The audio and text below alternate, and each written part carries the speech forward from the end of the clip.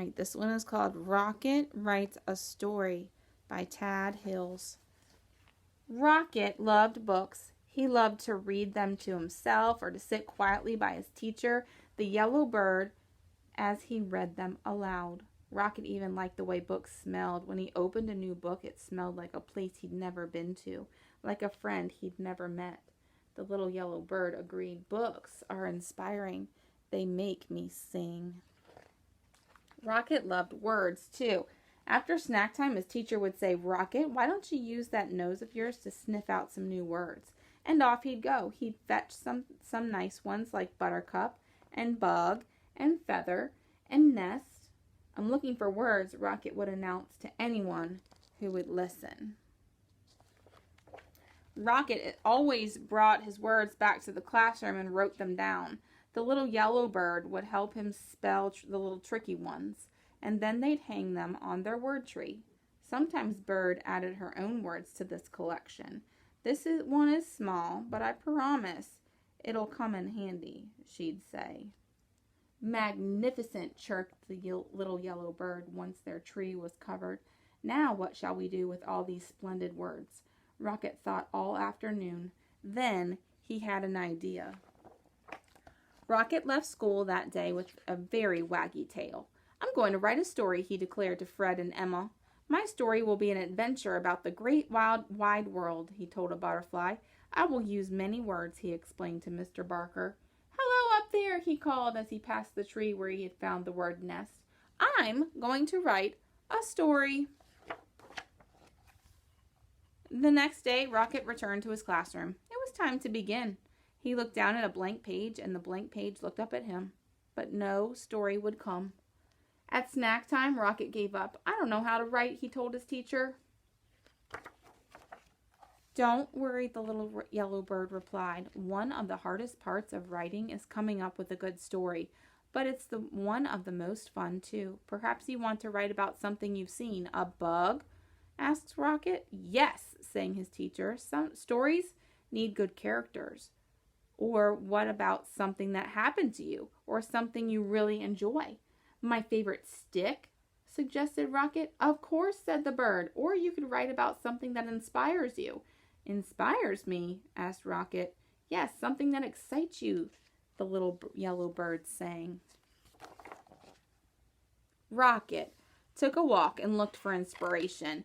He thought about friends he knew and places he'd been. He stuck his nose high in the air and sniffed the gentle breeze, and then there it was, a delightful smell of pine needles and feathers. Inspiration! For the rest of the morning he thought about feathers and pine needles and feathers. That afternoon he started to write. In the evening, Rocket followed the beautiful smell until he found himself at the tree with the nest. Hello again, he called into the branches. Is anyone home? He heard rustling from above, but no one answered. I'm sorry to disturb you, but I must tell you that you smell nice, very inspiring. May I ask who you are? Still nothing. Perhaps I'll come back at a more convenient time, he said, and he trotted off. That night, as Rocket watched the stars, he thought about feathers and a nest in a pine tree. He thought about his story and his collection of words. On his way to school the next day, Rocket was surprised by what he saw. A brand new word, he said, and it's already written down. It says, he tried to sound out the word, owl, came a quiet voice from the branches. It says owl, that's me. Thank you, owl, Rocket called. I'm always looking for words, and this one's a beauty. Rocket ran all the way to his classroom. A-W-L, owl. Now, there's a word you don't hear every day, chirped the little yellow bird. The only 3 letters, but what a word. It was a present, explained Rocket, and he added the new word to his story. I'm writing a story about you, Rocket announced proudly to the owl the next morning. The owl poked her head out of her nest, and for the first time Rocket saw her friendly face. Her big, round eyes blinked below feathery tufts. About me? She asked softly. Would you like to come down and hear it? Asked Rocket. Thank you, but I think I'll listen from my nest, the owl answered. So Rocket cleared his voice and began to read. Once there was an owl. She smelled like feathers and pine needles, and she lived in a tree. The owl's eyes widened. Is there more? There will be, said Rocket. Each day, Rocket worked on his story. He wrote words down and crossed words out. When things were going well, he wagged his tail. When he didn't know what to write, he growled. Sometimes he drew pictures for his story or took a walk in the meadow to look for inspiration. The little yellow bird encouraged him. Remember, stories take time, she'd say. She wanted to know more about the owl and asked Rocket questions. Why do you think the owl wouldn't come down? What color is her beak? What does she do every day?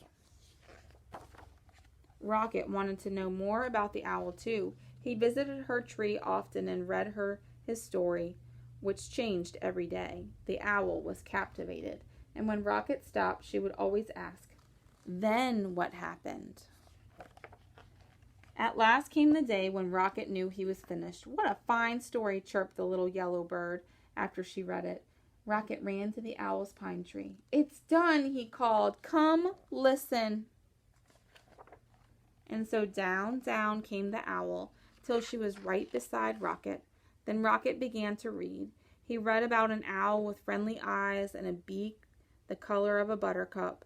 She lived in the nest high in a tree on the edge of a meadow and smelled like pine needles and feathers. She liked to nap in the daytime and listen to stories.